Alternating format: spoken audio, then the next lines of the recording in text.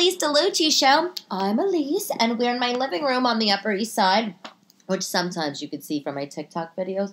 I really should straighten up the place. Right now I'm seeing an absolute shithole of Legos and toys, and honestly, I've just been having a day. Anyway, it's episode 31. We're talking about Barbra Streisand, palazzo pants, chicken, why men should give more compliments, maybe how they should give more compliments. That's a hint. How about time? If you are a single parent, how the hell are you making time to date, be a parent, and have alone time? A listener wrote to me and asked me this question, so we're talking about that. So, take a sip of your drink, relax, stay tuned, talk to moi. So, fact of the day. Oh my God, Happy New Year! I told you, it's a real freaking crazy day. And happy New Year. Guess what? 2021 feels exactly like 2020. It so feels like 2020 that my kids' school literally shut down again. But I'll get into that in a second. Fact of the day. The first New Year's celebration, if you were curious, it dates back to 4,000 years ago. Caesar was the emperor of Rome, and he was the one that declared January 1st a national holiday. Who knew? Not me. Anyway, I think, it's funny. Right before Christmas, I did an episode, and I mentioned where the Christmas tree came from. It was like some gift a royal, I think a German royal gave to his lover, and then that just stuck. And this is sort of a similar thing. Although Caesar has a little bit more gravitas, I feel, than just a random German royal. But who's to say? Anyway, so how you doing? How was your week? How was your New Year's? Did you have anything going on? Because I, probably like you, watched, Anderson and, Bravo, Andy, on whatever channel that was, watching the ball drop. And, by the way, I would just want to say, Jennifer Lynn Lopez of Castle Hill, the Bronx, I love you. I love you, and I've always loved you ever since you were an In Living Color Fly girl, okay? Banging out those moves. Then you got with Puffy, and then your career just took off. I always was a fan. However, Jennifer Lopez singing Aerosmith's Dream On, I don't really know if everybody was loving that. Are you with me? Were you watching it? I know you are. Here's the thing. It obviously was about the message. It was about the words behind the song. I mean, duh. And she said it. She said this was the perfect song. But she did that one, if you watched it, at the end of her singing Dream On, she did that loud belter, that loud belted out sort of notes at the end, which I didn't think was terrible. But the beginning, I was slightly cringing for my fellow New Yorker. I was like, J-Lo, please, when I move to Hollywood, how are we going to be best friends, me, you, and Leah Remini? How am I going to look at you after you just sang that song? Why can't we stick from Jenny on the Block, or Let's Get Loud or something? Maybe a Selena number, but really, Aerosmith, J-Lo, Aerosmith? I mean, it would have been nice if Steven Tyler came out. I mean, I think she mentioned that she tried to get him there, but God. I know, you're thinking the same thing, right? I did love her outfit. I did. Well, I like anything she wears. I ever since she did, what's that stripper movie? I'm really having a doozy today. What's the movie? Come on. Oh, if you were here in front of me, you would be able to tell me. Anyway, the one where she was a 50-year-old stripper just killing it the whole movie. Hustlers.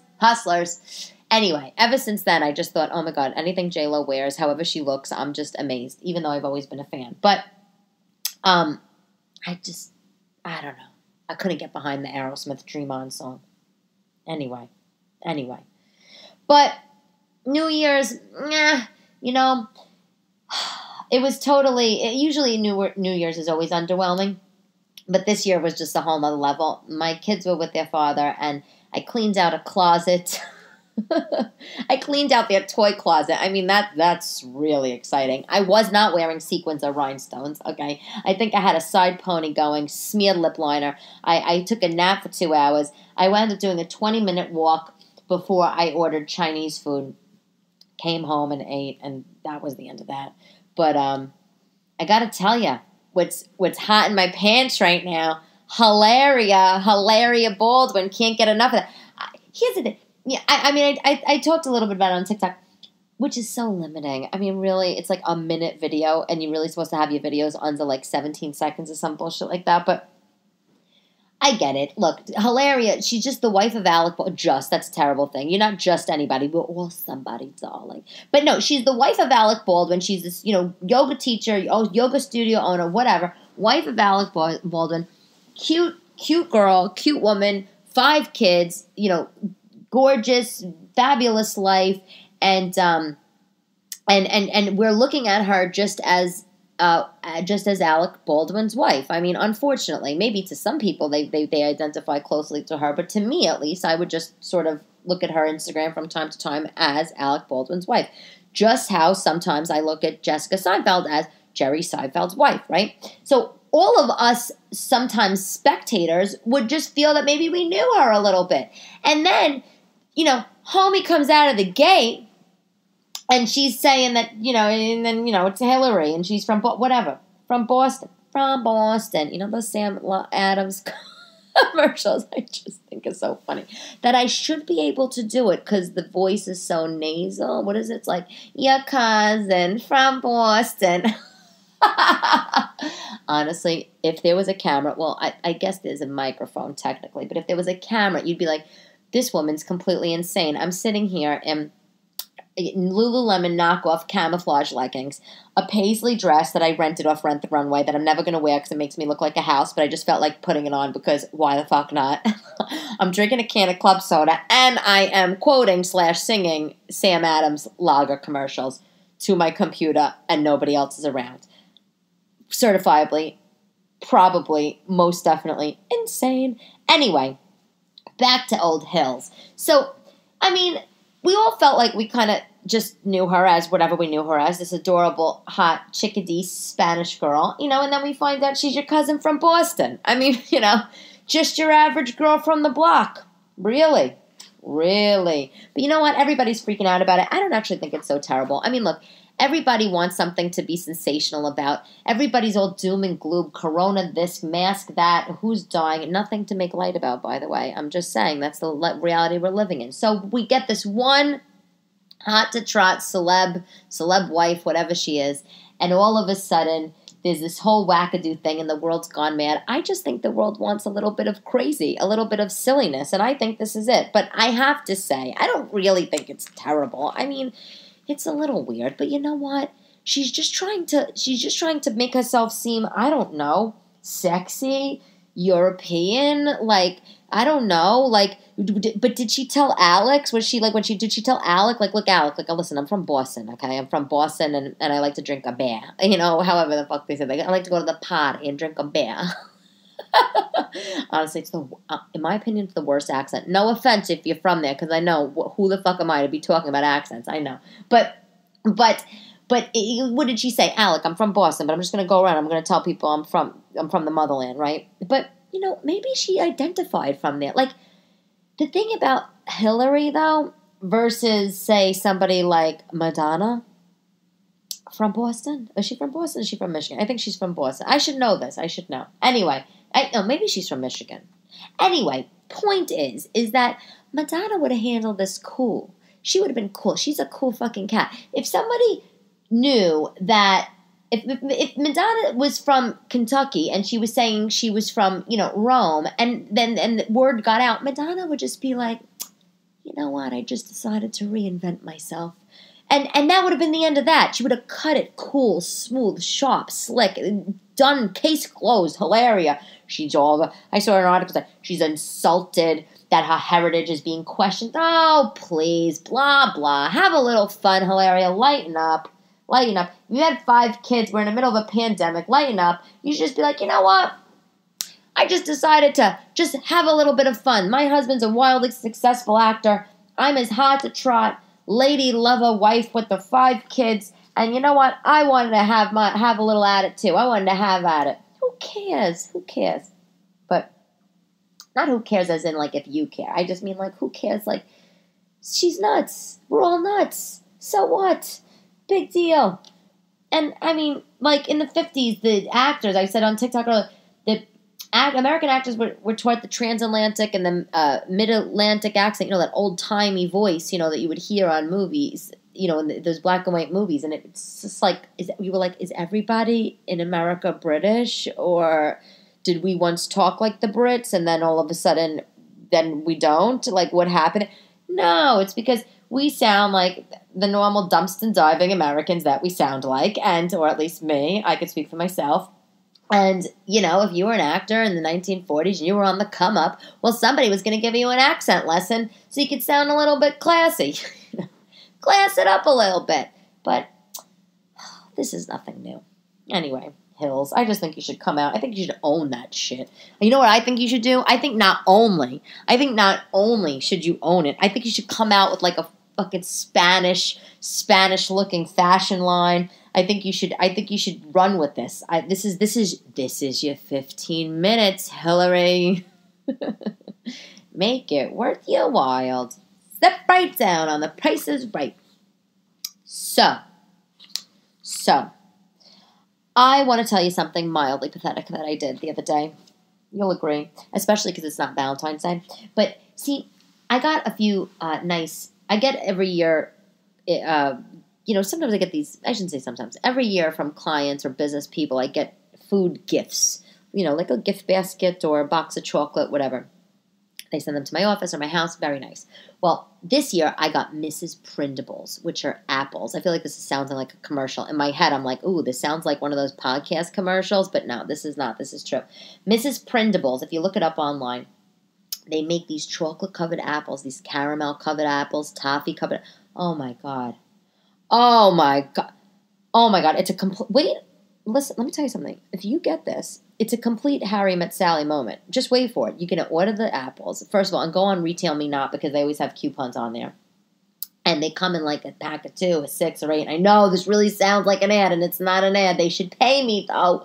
But they are the most delectable things. And, of course, I'm such a gavone. Like, I bite into the apple. Like, I pull it out of the plastic when it got delivered, and one of the apples, I pull it out, and I bite into it. I almost broke my tooth off.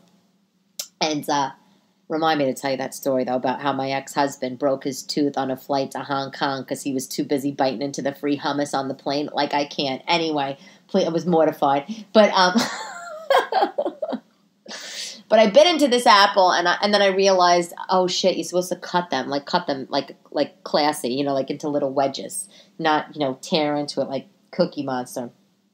And they're so delicious. So anyway, I got an assortment of 6 apples, and I ate them all, and then I just ordered them for myself from Mrs. Prindables. Like, I don't know why, because it's in the new year. It's 2021. If anything, I should be thinking about ways to shrink the waistline, not to expand it. But the most pathetic part was when it came, time to pay, it's like... do you want to add a gift note? And I'm like, nah. And then I went back, scrolled right back up, and I was like, yeah, I do. And I literally wrote to myself, Elyse, I just want to let you know that you're so lovely today. Love your secret admirer. I mean, you know why? Because I just felt like, why the hell not? It's going to come in 2 weeks. I'm going to forget that I even did it, or I'm going to forget that I wrote a note. I'm going to see the note, and I'm just going to have a little laugh for myself. Maybe I'll leave the note out for my boyfriend and have him see. I mean, I couldn't tell him. I mean, now he might know if he listens to this, but that's kind of pathetic. / funny, I think. But you should check it out. Mrs. Prindables. Oh, my God. Orgasmic apples. Not a joke. Not a joke at all. This weekend, I took my daughters on a horse and buggy ride in Central Park, which was so cute. Wait for it, $60. $60 for 20 minutes. 20 minutes. I was like, really? 320s for 20 minutes?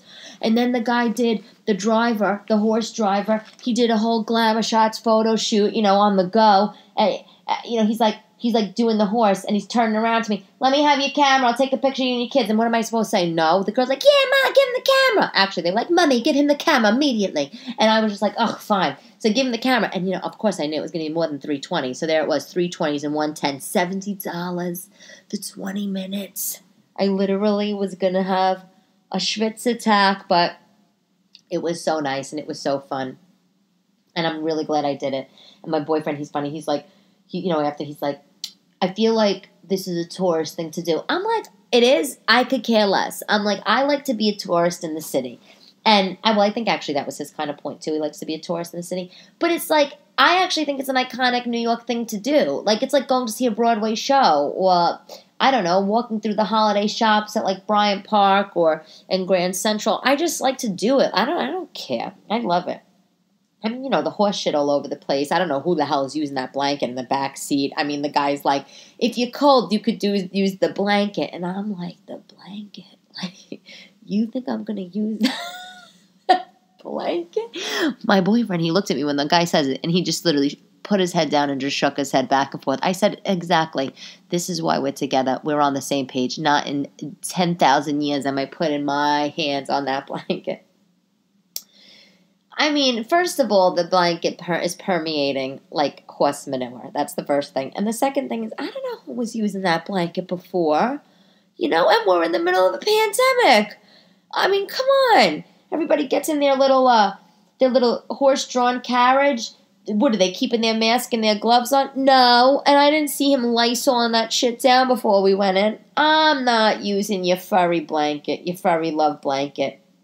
It was red fur with patches missing. Anyway. But we did that. Then we went to go see the Christmas tree at Rockefeller Center. Another touristy thing, but I love it. And we took the bus home, the city bus, which I love because, first of all, the bus is $2.50, which I know if you live somewhere not in a major city is expensive because it is for public transportation. But for $2.50 for me, $2.50 for him, on the Metro card. The kids are free, $5, and you get home. You can't beat it. But the best is that you're just on the bus. You're just looking out. Well, my boyfriend, of course, he hasn't taken a bus since '86. You should have heard him. I haven't been on a bus in '86. Why are we in this germ bus? I said, well, first of all, you're missing one of the great treasures of New York if you're not taking buses. And if you are not from here, I think like when you come, go down into the subway station, get yourself a Metro card. I'm sure you do, and I'm sure you take the subway, but take the bus. It's like a free tour of the city. Like you're above ground, safe, which is I'm always thinking safety. I'm always thinking I can't deal with underground. I take subway because it's efficient, but above ground I like to be. I feel safe. It's light. If I need to escape, there's a route. There's a door at the front. There's a door at the back. I could go. I am liking it. And it's great. The bus, it stops every 2 blocks. So what if you have to stop for somebody that's in the wheelchair? Sure, it could get a little annoying, but it's fine. I love it. The bus, to me, is one of the city's most greatest treasures. You look out the window, you see all sorts of people watching, all sorts of craziness, and this guy's banging on about how he hasn't been on the bus since '86. You know how old I was in '86? Young. Young. Not old enough to get on the bus myself, probably. Anyway. But I'm really having a doozy of a day, I gotta tell you. New York City, my school, obviously schools are back this week, and after the Christmas break. Well, my school's closed because they had some COVID cases, and it's like, geez, really, 2021, really smells an awful lot like the stench that 2020 left behind.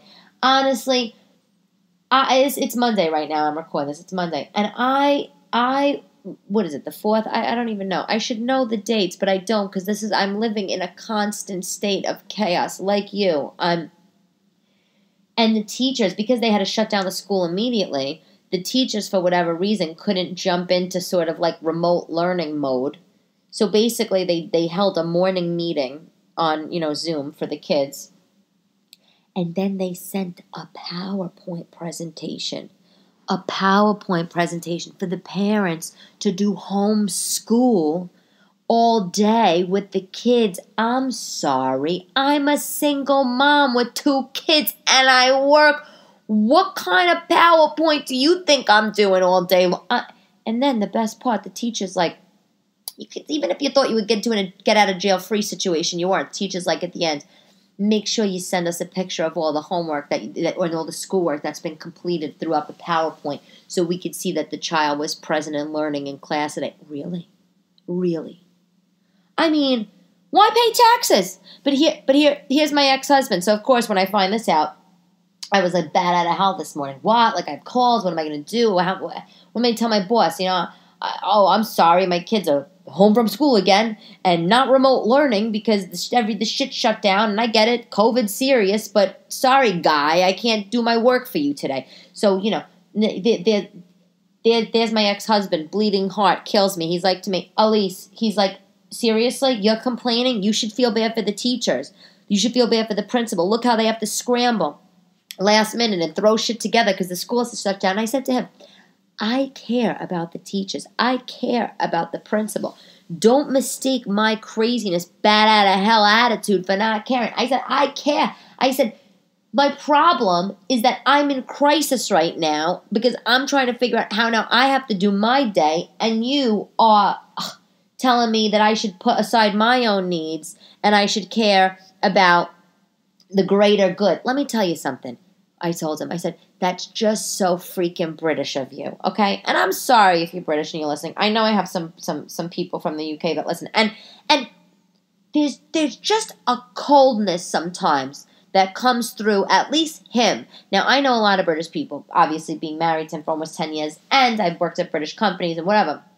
And I live in New York, which is obviously all the expats are here. But not all British people are like this. Just my ex.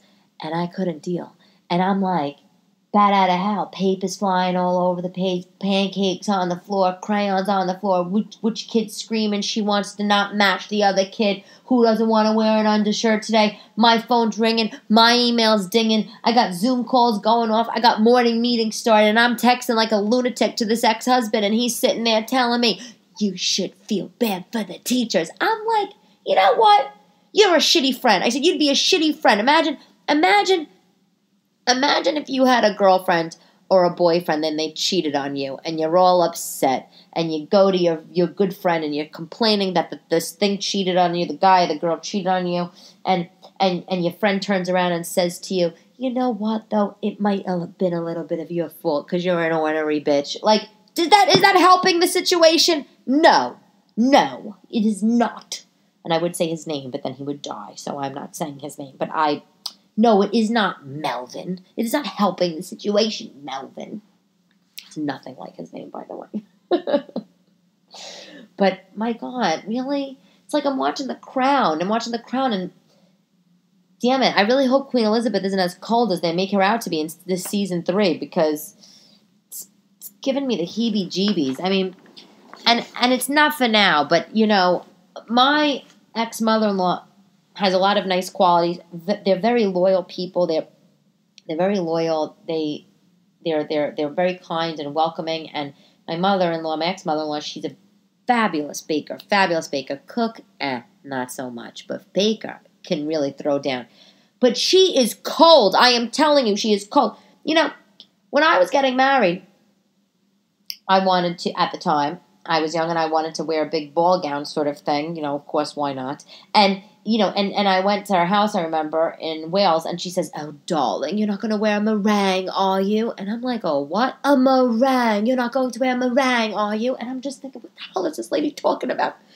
A meringue? Like the puffs that I see in the pastry store? And she says, yes. And a meringue is apparently a slang term in the UK for like a ball gown because it's all puffy and frilly and ridiculous looking pastry thing. I was like, who says this to a new bride, newly engaged girl? Cold, frigid. Not going to call her an ice queen because she wasn't, but I just felt like, why so cold? And this reminded me of that when he's telling me to stop caring about my own job and my own stuff, and I have pancakes and syrup all down my brassieres this morning, and I'm dealing with these kids screaming at me, and I'm trying to get all my shit together. Ugh, I'm just... I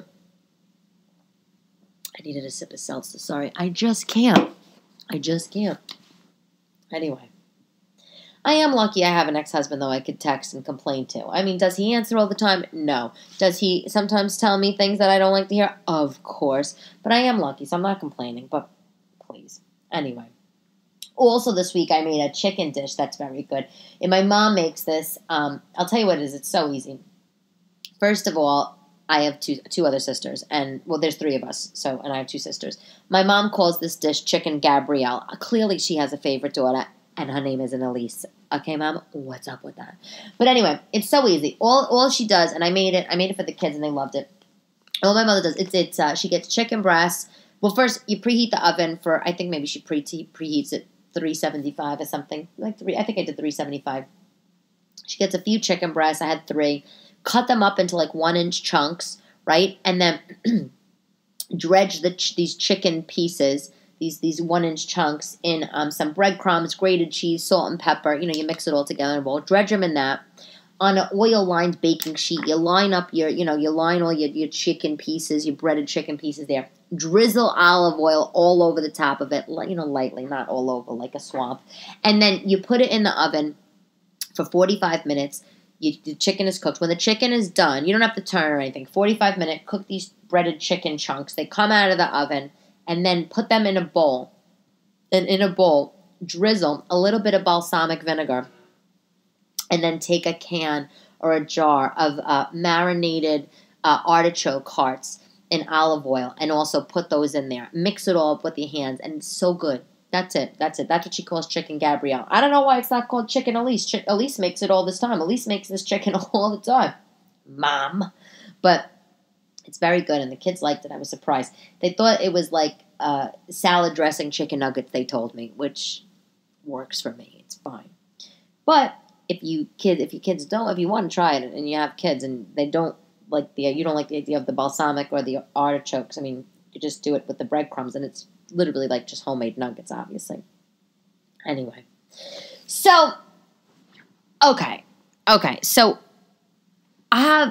someone wrote to me and they asked about dating and how do I have time to date and take care of the kids plus have alone time. So, I'm going to get to that, but I also had a friend and we were in a text exchange who's recently single, and she was asking me about how does she even have time to date when she has kids. So it's a little different than what the guy was saying. The guy who wrote in was saying, how does he have time to date, kids, and have alone time?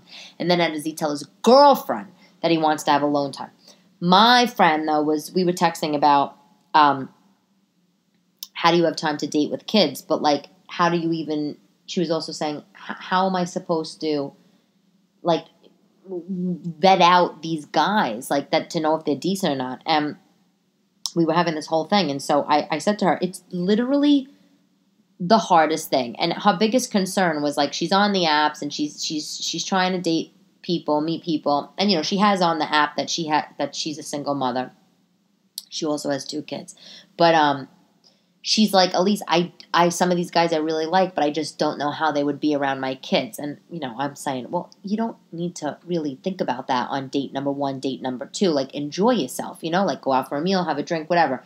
But if on the 2nd, 3rd date, you're realizing, okay, this guy, he's great, or I think I could see something or whatever, then I think you really need to start thinking, okay, is this something that I want to continue? Let me start to look into this, do my due diligence on could he be good around the kids. And that was sort of what she was saying, is like, getting the time to date, she'll get a sitter. But it's like, how do I, once I'm on the date, how am I even supposed to deal with men and bringing men in and out of the kids' life, whatever. And, I mean, there's so many things I feel like that I had to sort of weed out when I was talking to guys. Like, let me tell you some of these things. Okay. If I was out with a man on maybe the 3rd date or 4th date, and we got into the topic of my kids, I was comfortable at that time to bring it up.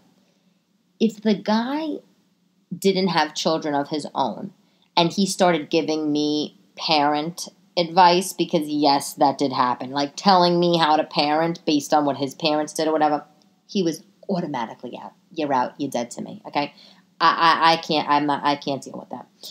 4th date, you telling me how to be a parent? Sorry. And you don't have kids of your own. If the guy, I was telling my girlfriend, if he has kids of his own and he doesn't see or he doesn't take care of, I said, come on, this has got to be an automatic, X. I mean, not that shit doesn't happen. It does, but I mean, you know, you don't want to be dealing with a man that or a woman that you're bringing into your family unit that you made, and then has the potential to leave or not take care of whatever. Another thing was, if he doesn't care to be a part of your kids' lives, like if you're on the date and he keeps glossing over the fact that you have kids, or he's like, yeah, whatever. Like, I'm sorry, your kids have to come first, I told her. So, like, what do you mean? Like, if you're going to, you're going to date somebody for, a few months, and he's going to not ever think that he's going to be a part of your kids' lives? What, are you going to lock them up in a closet or lock them up in a closet? Get out of here. What was the other things that we were talking about? It's, oh my God, someone that pushes to meet the kids. Like, let me tell you something. I don't know if I said this before in an earlier episode, but I might have. But I went out with somebody for a few dates, and it was like I think it was maybe the 5th date, or maybe the 6th date, and he said to me, he's dying to meet my kids. He really wants to meet them. When can we arrange a visit? I was like, see my kids? Like, you haven't even seen my bedroom. You haven't even seen my entranceway of my apartment, let alone see my kids. Like, you're lucky I even mentioned my kids to you. Are you crazy? Another deal breaker that I once dealt with, that I also told my girlfriend she needs to be on the lookout for, is, I'm sorry, somebody that thinks that they should be put ahead of your kids. Like, I went out with a guy who said to me, well, so, you have your kids this weekend? Oh, okay. Well, if I happen to get tickets to, this game, I'm assuming that, you'll definitely be able to find a sitter and, come to the game because the tickets will be expensive. Right, Elyse? And I'm thinking to myself, do I sense a whiff of you thinking that I'm going to, like, you're going to, like, tell me that I'm going to be putting you first? And no. No one is going to demand or insist that they be prioritized before the single parents' children. That's insane. And, look, overall, my friend and I were talking about, it's like, when you're dating just you, that's one thing. Fine, great. You don't have to like the guy. You don't need to know if he's an addict. You don't have to, if you don't give a shit about that, you're just looking at fine. You don't need to get an addict, has terrible credit. If he's a philanderer, you don't need to care about that if it's just you. But some people, even if it's just them, they have standards, like I used to, and I'm sure you do as well. But if you are dating as a parent, it's not just about you and your non-standards or your standards. It's eventually, and kind of soonish, you're evaluating this person not only on how you feel about them, you have to think about how your kids would feel about them. Would your kids be comfortable around them?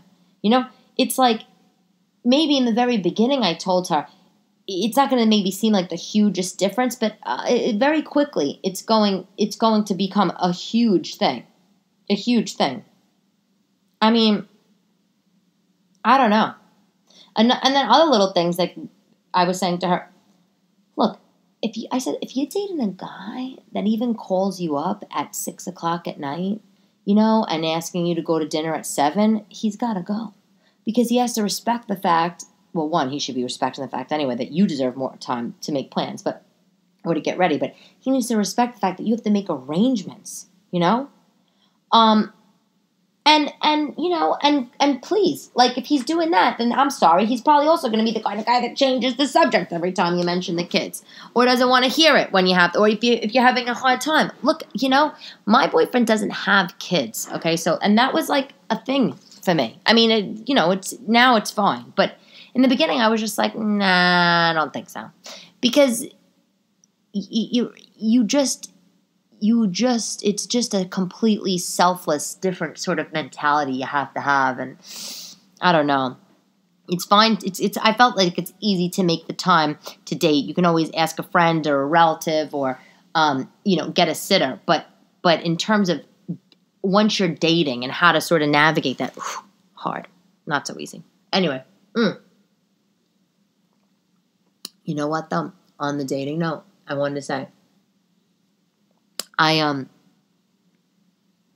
the same girl, she broke up with a guy that she was seeing, for a month. That was it was her first time of dating somebody after she got out of her marriage. So she was seeing a guy for a month. She broke up with him.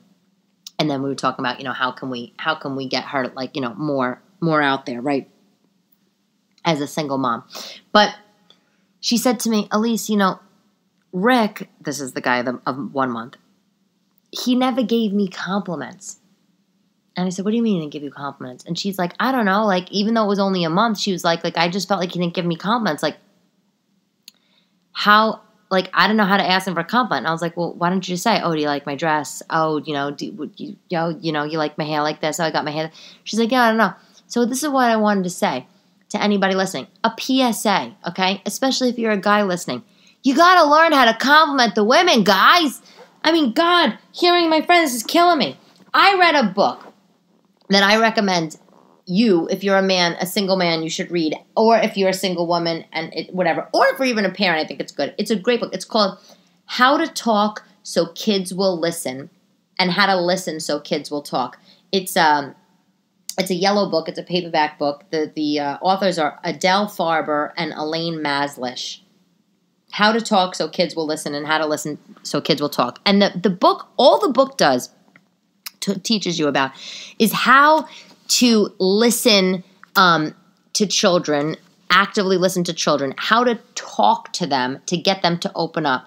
And where this is going with the complimenting thing is it tells you that if you want kids to really be engaged, and say your child makes a picture, they draw a picture of, a house scene or whatever, you want to, and they say, Mommy, do you like my picture? You could say, yeah, it's nice. And then you could turn around and, stir the pot of macaroni on the stove. Or, as the book suggests, you could say, wow, that is a really special picture. I mean, that butterfly is such a beautiful shade of bird egg blue. Oh, and it matches the grass that you made in that bright green and the green window shutters. Oh, it's so pretty. You're very talented. It's right up there with a mini Monet. I could see it now at the Met. That might be a little extreme. But basically, it's the same thing. So, guy, if you're going on a date with a lady and you see that she took the time to get ready, I mean, you could say, oh, yeah, you look nice. But you know what? And that'll suffice. I'm sure that'll suffice. But you know what would be nicer if you say, wow, that pink color really looks great on you. Oh, and did you get your hair done today? It looks beautiful. That bow in your hair, it looks great. Now, I don't know who's wearing bows these days. Well, sometimes I do on the side, but that's besides the point. Is that's like the kind of compliment that really has gravitas, that like resonates with a woman or a man, Anyway, I learned this way of sort of detailed complimenting, I should say, from this book. And I think it's good. I think it's good, and it's worth a mention. I don't know why a lot of men can't compliment. They should be doing the compliments flowing like tap water. Now, I'm not saying you should overdo it because that would make me nauseous. If you're like, I like your shoes, I like your socks, oh, I like your hair, oh, those earrings are pretty, I would be like, okay, you're making me vomit. But a detailed compliment, would that kill you? And, and my friend, she didn't really know how to ask for one, but if you do ask for one, and then you get something that's lackluster, womp womp. No? Ugh. Product. So, I was reading an article the other day about Barbra JOAN Streisand, my idol. I don't know, I feel like I mentioned her a lot in the last couple of days. She was wearing these pants that were $25, palazzo pants. The brand was Simplicity. I didn't buy a pair yet, but I'm going to. Yes, I'm going to exactly buy them just because Barbra Streisand wears them. You know why I'm buying them? I'm going to tell you why. Not because Barbra Streisand is endorsing them. I don't know what her affiliation to the pants are. But I'm going to buy a pair because Barbra Streisand is a perfectionist. She's a perfectionist. Have you read her book, My Passion for Design? I've seen her house in Malibu. I was there, not inside. I was outside. It is a masterpiece, okay? Everything that she directs and she works tirelessly on. She's known for her being anal and controlling and perfectionist.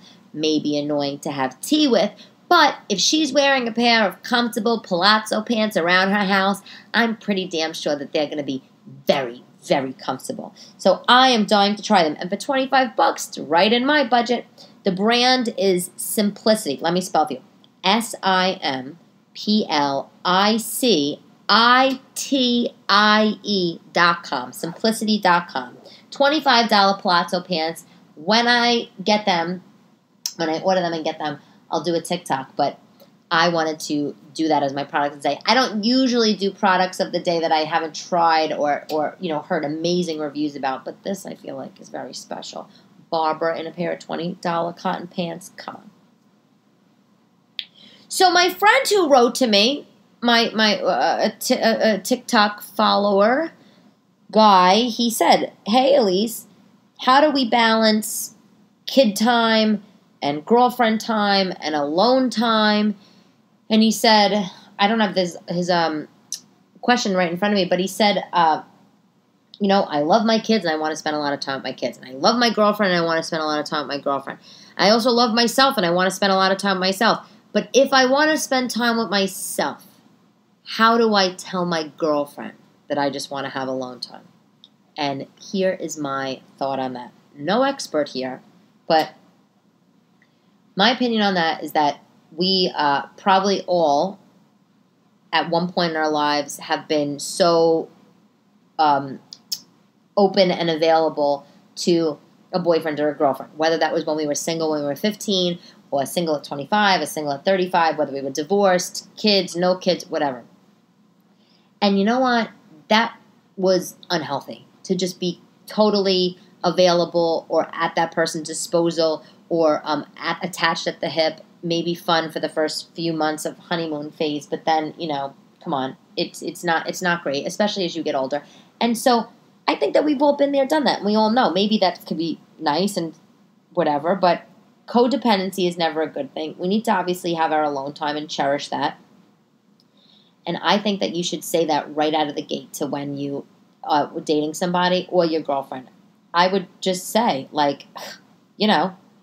so listen, Margaret, Donna, whatever her name is, I love you. I'm crazy about you. And I'm crazy about my kids. But for my own sanity, I need to have some alone time. I need to go for a run. I need to sit in front of the TV and watch a football game. And even if she says, "Oh, but I want to do that with you," you just be like, "Listen, this is the time that I clear my head. And this is the time that, I just sort of run through my mental list of things I need to do for the week." Whatever you need to say, I would just say. I mean, look, if somebody's not going to prioritize, if somebody's not going to listen to you on why you need to prioritize yourself, it might not be the best of best relationships. Look, I used to be a girlfriend where I was like, need me, want me, love me, spend all your time with me forever, please. And it was suffocating. It was suffocating. I was younger when I did that, but as I got a little older, I appreciate my time on my own. I mean, I used to talk on the phone all the time. I used to literally never give myself not a minute alone.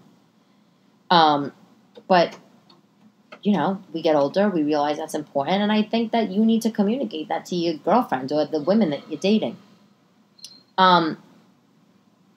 If you're trying to think about how to balance all that, I think you just got to make a schedule. I mean, look, the busiest people of the world, CEOs, whatever, they're very big on schedules. They talk about scheduling things in. I mean, literally, these people, they schedule sex in. I mean, maybe not so Romeo, but that's what they're doing, right? And so I think if you said every Monday night is my night alone, just like as if you had a guy night or whatever, that's it. Monday nights is your time alone. Is your alone time. I actually think that's a good night to do your alone time, by the way, because coming off the weekend, everybody has a busy day, usually at work on Monday. The kids are usually tired if you have the kids. So, I think Monday night is a good alone time night. And I think that you should say, you need to do your alone time. So this past weekend, let me tell you this. This past weekend, like I said, I was with my boyfriend. And obviously it was the weekend, so I wasn't working. And he was not working. But on Saturday morning, he went to go do some tinkering around in his garage with the car. And I didn't give a shit. I literally didn't give a shit. Like, I was home with the kids. He said he was going to go. He was like, okay, I'm going to get up. I'm going to go to my garage for a few hours, and then I'll come back and, we'll have dinner, whatever. And I was like, okay. A younger version of myself would have been like, no, come on. Why do you have to do that today? Oh, but it's Saturday. Please. Like, don't. Oh, why don't you do that after work? No, but I was happy. First of all, I wanted to have time with the kids and myself. But 2, I want him to go do his hobbies or whatever he wants to go do, because it makes him a better boyfriend to me.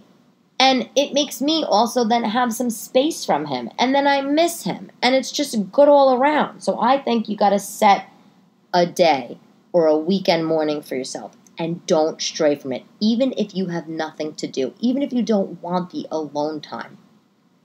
Go to the diner and have a cup of coffee, or in your car, whatever the hell messed up world we're living in. You know what I'm saying?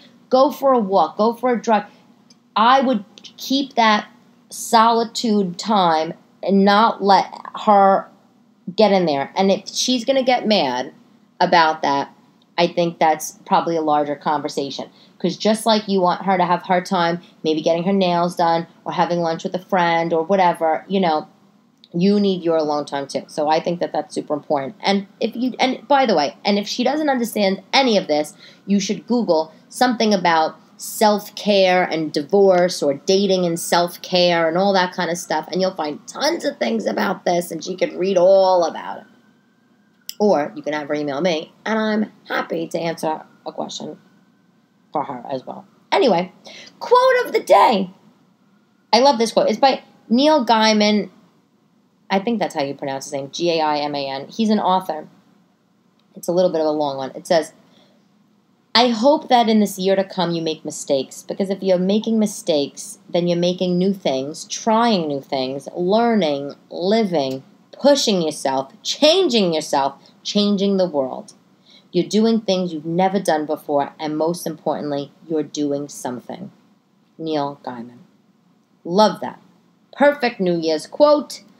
And you know what? We'd all be happy to be doing something right about now, because most of us are going insane in this pandemic. But I, as usual, thank you for listening to the Elyse DeLucci Show. That's all for today's episode 31.